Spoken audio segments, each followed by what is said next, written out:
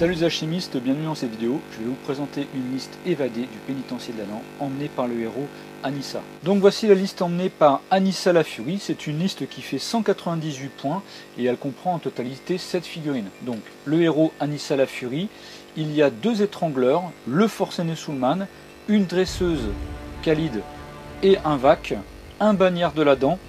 Voilà, donc en total 7 figurines pour 190. Alors c'est une liste assez simple à jouer, hein, avec assez peu de combinaisons entre les figurines entre elles, bien que il va y avoir quand même des petites choses à faire avec les étrangleurs. Mais voilà, les figurines vont être quand même assez indépendantes les unes des autres.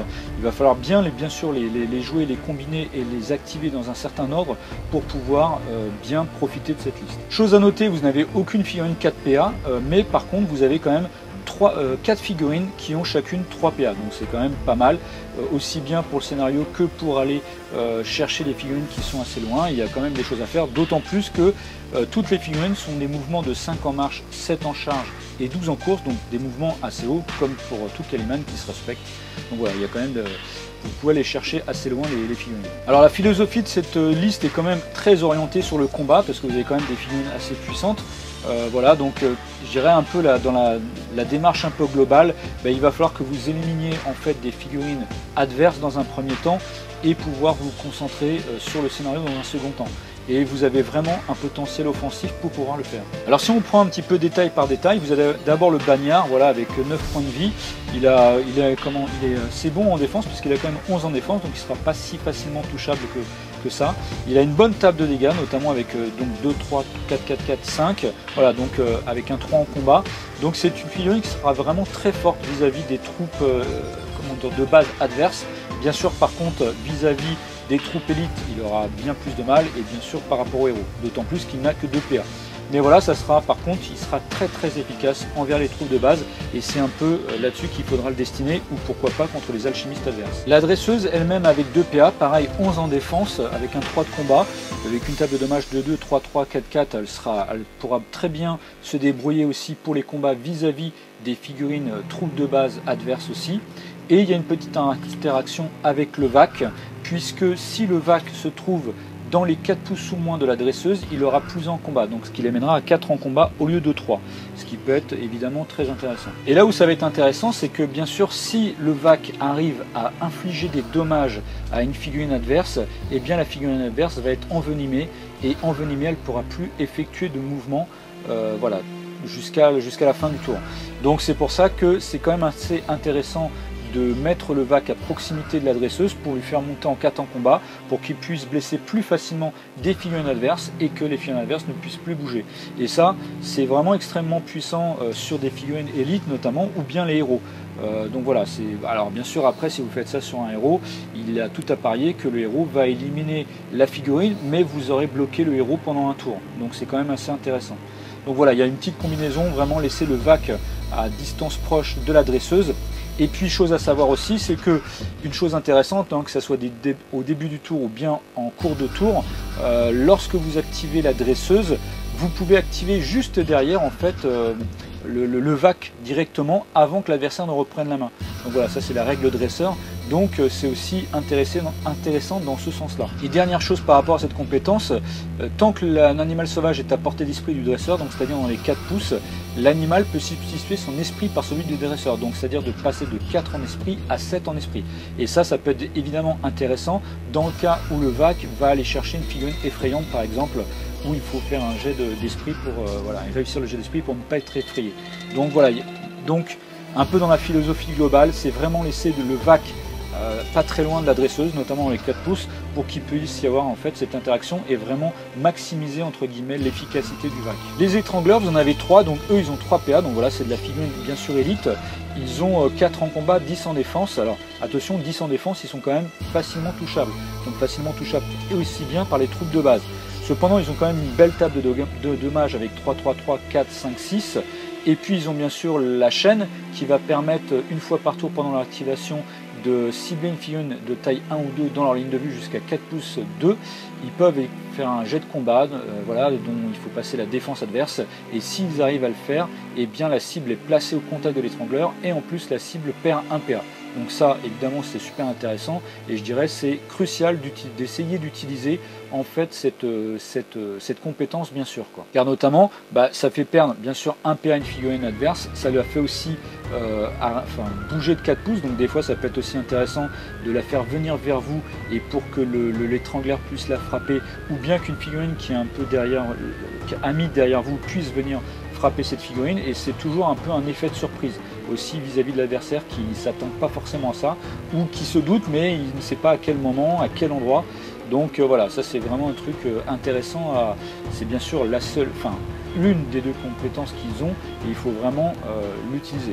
Mais par contre, faites bien attention, le fait que les étrangleurs n'ont que 10 en défense, donc voilà, ils sont très facilement blessables. Mais bien sûr, comme vous en avez deux, n'hésitez pas à aussi les utiliser entre guillemets l'un avec l'autre. Pourquoi pas un étrangleur qui puisse chaîner en fait une figurine et puis que l'autre vienne la frapper. Enfin, vous voyez, il y a aussi pourquoi pas une combinaison à faire entre les deux étrangleurs sur une figurine élite ou bien un héros par exemple. Ça ferait quand même un potentiel de 6 PA à dépenser pour éliminer une figurine adverse. Ça peut être intéressant. Le forcené, donc lui aussi figurine élite à 3 PA, donc il va travailler un petit peu tout seul. Alors aussi un peu de la même façon que les étrangleurs, attention, il n'a que 10 en défense. Il a 5 en combat, voilà, 4 en réflexe, c'est une figurine qui est vraiment taillée pour le combat. Mais attention, il est très facilement touchable aussi par les figurines, les troupes de base adverses. Voilà, même une figurine qui a 3 en combat, en le chargeant, va réussir à le blesser. Donc il faut faire attention à ça. Il a une table de dommages plutôt intéressante, 2, 3, 4, 4, 4, 4, 5, voilà, donc il va faire quand même des dommages assez importants. Et puis bien sûr il a sa botte duel, qui permet d'avoir un débonus au combat contre les attaques brutales, donc c'est considéré comme une attaque normale. Et si le forcené il est en combat avec une seule figurine et qu'il est en combat et que cette figurine n'est en combat qu'avec le forcené, eh bien le forcené va gagner un des bonus au jet de réflexe et un dé au jet de combat. Donc ça veut dire bien sûr que vous avez un potentiel beaucoup plus élevé de frapper en premier et bien sûr de faire plus de dommages, enfin des dommages plus intéressants. Donc voilà, ça il va être vraiment très bon vis-à-vis des troupes de base, aussi contre les figurines élites.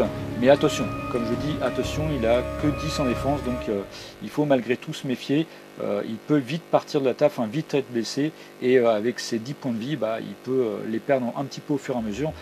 Donc attention à bien choisir vos cibles avec le forcené. Et pour finir, le héros Anissa la Furie. Alors voilà, elle a des très belles statistiques, hein, avec 5 en réflexe, 5 en combat, 12 en défense. Donc voilà, les troupes de base ont vraiment du mal à la blesser. Elle pourra vraiment tenir tête aussi à la plupart des troupes élites. Et par contre, par rapport au héros, méfiance, attention quand même, bon, même si elle peut tenir un petit peu la dragée haute, bien sûr elle n'a que 3 PA, donc là si vous tombez sur un héros combattant à 4 PA, elle aura quand même un petit peu plus de difficulté.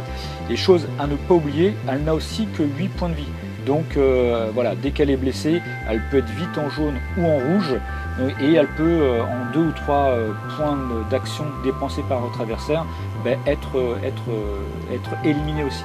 Donc attention, là aussi encore une fois, il faut bien choisir vos cibles avec Anissa, ne pas faire n'importe quoi, éventuellement vous faire épauler d'une autre figurine de votre troupe pour l'aider dans le cas où elle irait chercher une figurine qui est assez costaud en face. Ensuite au niveau de ses compétences, elle a 100 peur, donc elle ne sera pas effrayée par les figurines effrayantes, donc ça c'est plutôt une bonne chose.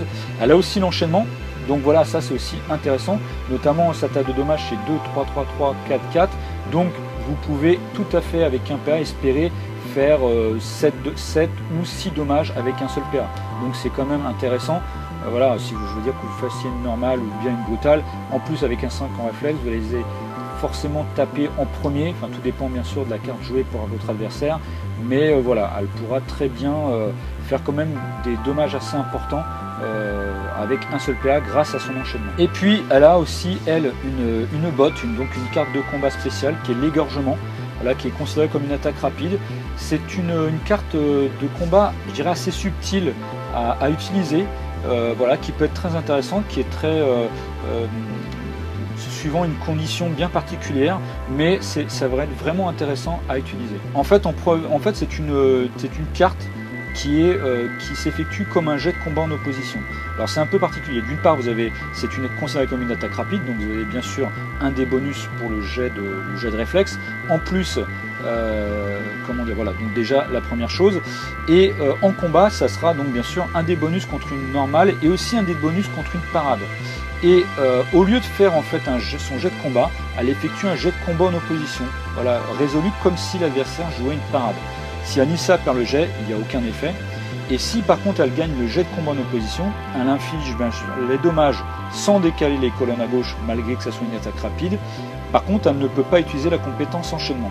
Et si la figurine adverse elle est éliminée à la suite à l'utilisation de cette botte, Anissa peut effectuer une action de marche gratuite, même si elle est déjà chargée dans le tour. Alors, et bien sûr, si elle est en combat avec une autre figurine, elle doit effectuer un jet de désengagement. Donc ça peut être intéressant, dans le sens où quelque part, si vous éliminez une figurine adverse et que vous êtes un peu à proximité d'une figurine adverse, vous pouvez faire une marche de 5 pouces et donc quelque part vous écarter éventuellement d'une figurine qui pourrait vous charger. Donc ça, voilà, c'est vraiment quelque chose d'assez subtil à jouer cette carte, cette botte, parce qu'elle peut vraiment vous sauver la mise dans certaines situations. Donc voilà, il faut vraiment bien l'utiliser de façon intelligente. Il y a des bons coups à placer, voilà, mais voilà, c'est un truc assez intéressant et voilà, assez subtil. Donc voilà, en finalité, comme j'ai expliqué, c'est une liste assez simple à jouer. Il n'y a pas 150 000 compétences à utiliser. Cependant, voilà, hein, comme vous avez pu le voir en fait avec un petit peu toutes les explications, bien, vous avez quand même deux figurines qui ont chacun une botte, une carte de combat spéciale qu'il faut bien utiliser à bon escient, au bon moment. Vous avez quand même les étrangleurs avec leur chaîne, bah voilà, qu'il va falloir aussi bien utiliser sur les bonnes figurines. Le combo entre la dresseuse et le vac, pareil, avec des petites choses à faire sur ce plan là, et puis le bagnard qui travaille un petit peu tout seul, voilà, en combat. Mais clairement, hein, vous avez compris la philosophie de cette liste, c'est une liste orientée avant tout le combat. Bien sûr, bah, comme vous avez cette figurine, vous en avez quand même assez peu par rapport aux figurines adverses, d'autant plus que le vac, cette figurine ne peut pas jouer le scénario, donc vous êtes à 6 figurines qui peuvent jouer le scénario. C'est comme je le disais, c'est pas forcément l'orientation première de cette liste. Si vous tombez contre des figurines qui ont 6 ou 7 dans la liste adverse, bah, vous allez devoir être obligé d'éliminer en fait une ou deux figurines adverses pour pouvoir vous concentrer sur le scénario ensuite. Je dirais que c'est peut-être sans doute la meilleure approche à avoir avec cette liste, d'autant plus que vous avez vraiment le potentiel de force et offensif en fait pour pouvoir le faire. Donc sans doute c'est un petit peu l'orientation à donner cette liste. D'abord éliminer des figurines adverses, puis ensuite se concentrer sur le scénario. Voilà, j'espère que cette vidéo vous aura plu et qu'elle vous aura donné envie de jouer cette liste. Je vous dis à bientôt pour une prochaine vidéo. Et n'oubliez pas à crier très très fort.